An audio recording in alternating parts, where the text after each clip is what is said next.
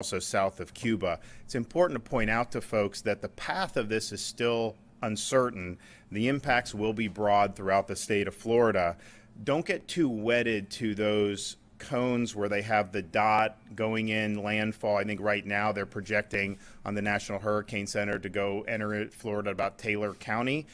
And it's important to know what that means. That really is an estimate of a variety of different models. There are some models that want to tug this thing more deep into the Florida Panhandle. There are also some that want to bring it for landfall in the Tampa Bay region. So from the Tampa Bay area all the way up to Escambia County along Florida's Gulf Coast, you could potentially see it make landfall in any of those places as of right now. Now, as this goes, there'll be more clarity. They have nudged it further west as they've looked at this over the past 24, 36 hours. But just because that dot is in a particular place, it's too soon to say that there's not going to be a wobble or there's not going to be any type of curvature back into the Florida peninsula. And basically you have one model is taking it there. It's the European model. The American model is taking it further west. And what the National Hurricane Center does is basically try to come in the middle of what the models are out there. So expect heavy rains, strong winds, flash flooding, storm surge, and even isolated tornadoes. Make preparations now, and I know a lot of people have been doing it throughout the state of Florida, and the things that you should be prepared with are things like food, water, batteries, medicine, fuel. Anticipate, particularly the closer you are to where the eye of the storm makes landfall, anticipate power outages. That is something that will likely to happen with a hurricane of this magnitude. Anticipate fuel disruptions. That's something that could happen with a hurricane of this magnitude. And also anticipate that in certain areas of the state, if you are in a very vulnerable area, there may even be evacuations that are issued. So listen to your local officials and heed those warnings, but just prepare that with a hurricane of this magnitude, those are things that will likely to happen, and it's more likely to happen, obviously, where that is making landfall.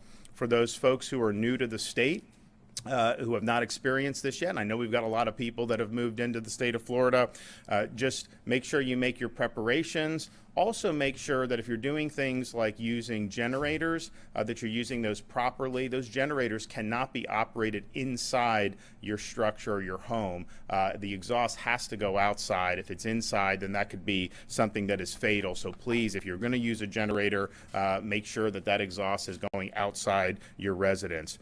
We have declared a state of emergency for all 67 counties, given the uncertainty of the path of the storm. We've done things like waive weight restrictions for commercial trucks. We want to ensure that adequate resources are able to be brought into the state of Florida. We've also authorized emergency refills of prescriptions for 30 days. And so if that's something that you need to do, you have the ability to do that. Florida Department of Emergency Management is working with all of the fuel and the utility partners throughout the state of Florida. Once this storm hits, there's going to be a need and a strong effort to get the power back on for as many people as quickly as possible, and they are working with those partners. We have activated the Florida National Guard. They are activating 2,500 guardsmen at the moment, and if there is a need for more, then we could do more, and our state EOC is at a level 1. I want to thank everybody for working hard, not just here at the state of Florida, but also at all our local counties who do a really good job with emergency preparedness and emergency management. We're going to keep monitoring the track of this storm, but it really is important to stress the degree of uncertainty that still exists.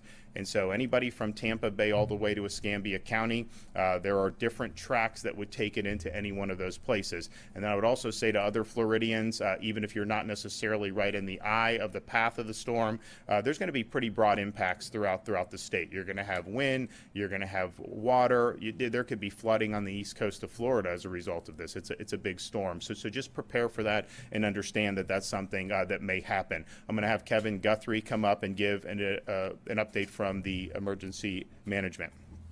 Thank you, Governor. Thank you, Governor, for your steadfast leadership and unwavering support to the division as we continue the preparations and our response to Tropical Storm Ian. Tropical Storm Ian is expected to become a hurricane later today, tonight, possibly tomorrow morning, and reach major hurricane strength by Monday. Regardless of Ian's expected track intensity, we are preparing for dangerous storm surge. I would just mention that these models, while it all has Ian going up to a Cat 4, that envelope of water will not stop due to high pressure or dry air.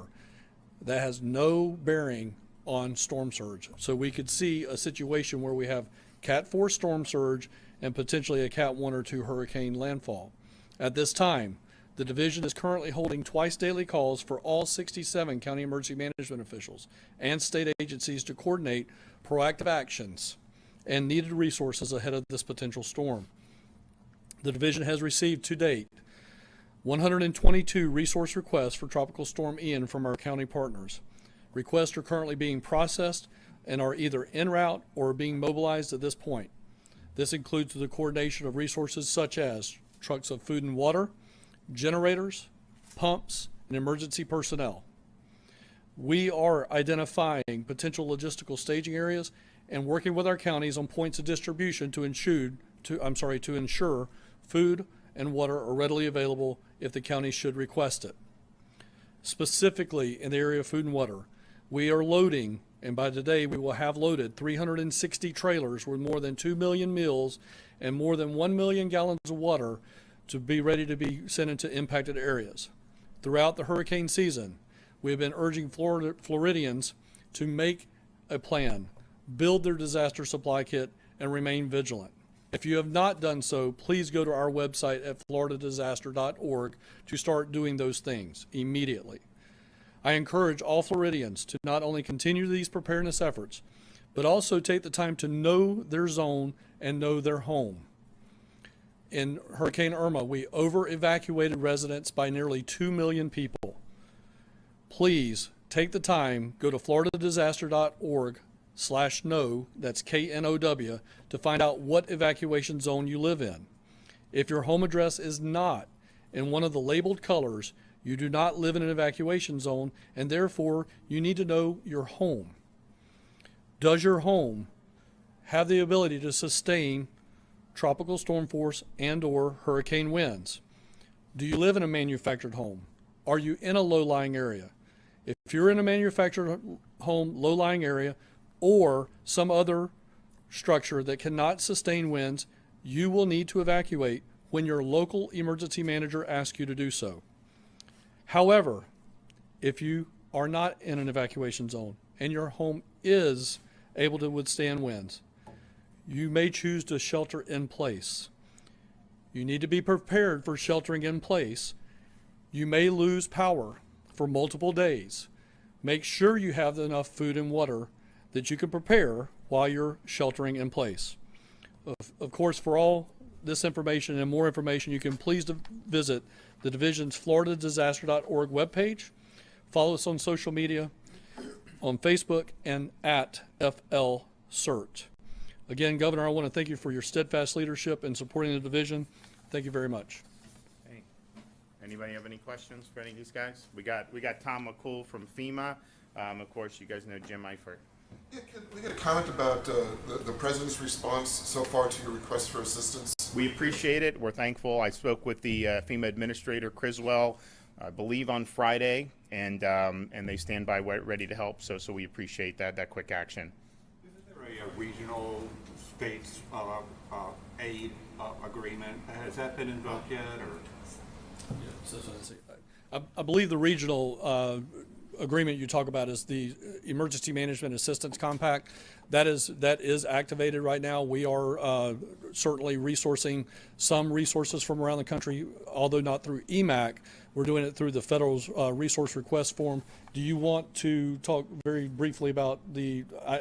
I'll just go ahead and take it. We have already requested urban search and rescue teams to be on standby. I know FEMA is mobilizing those. We have already requested medical transport units, and FEMA has already filled that mission, and those units are moving into the Orlando area right now from FEMA. And if we do need regional assets from other states, those states stand by ready to assist. I've already received calls from every state in the Southeast region, and they are ready and willing, ready to go and help us here in our time of need. Governor and or Mr. Guthrie, Have you talked to FEMA at all about the reimbursement rate, how much they're actually going to cover? I know with Michael, because it was in a poor part of the state, they did 100% coverage. So the default is the 75-25 to start, and then the request would have to be beyond that, and that's something that we would be prepared to make, of course, if we end up having a really, really significant impact. And that was instrumental in Michael because we got 100% reimbursement for 45 days, and then we got 90% for every day after that. And you had a Category 5 hurricane that leveled communities there. So you had places like Mexico Beach, their annual budget, I think, was $3 million, and their debris costs were $100 million or something. I mean, so obviously they needed that support. But so we will be requesting whatever we need to make sure Florida communities get through this. I would just stress again, though, these they're going to put out another advisory at 5 o'clock. They may move the track a little bit. You see that eye of the storm that they have. They'll put it on the news and everything, and consider that. But just understand that there are some models that are going to have it go right into the Florida Peninsula to kind of take a right turn, and there's others that have it go more northern track to hit the Florida Panhandle. And so there's uncertainty still there. The models are not in agreement. They have moved it west, I think, over the past 2 days, and so maybe that'll continue. But just don't think that if you're not in that eye that somehow you don't have to make preparations, because the last thing we would want to see is it start to really bear east quickly, and then have folks who are not prepared. So it's better to be prepared and then not have to use those preparations than the opposite. It is also true in speaking with the meteorologists, because of the atmospheric conditions, the more north it goes into the Panhandle, it is expected to weaken by the time it would make landfall. It would no longer be a major hurricane. Now it would still have significant impacts, because you're talking about a lot of rain, you're talking about surge, you're talking about flooding. But I know a lot of our friends, particularly in Bay County and beyond, they dealt with a tornado 4 years ago with Michael, and that just caused huge destruction from the wind. So we'd like it not to hit Florida at all, but if it did do that, it would likely be more of a water and flood and storm surge event rather than the type of buzzsaw that we saw with Michael 4 years ago, where any building that was not really, really sturdy was basically getting flattened in the line of that. I think it would end up making landfall in a little bit different type of storm. Okay, we may come back later today if there's anything to report, and then if not, we'll definitely be back tomorrow.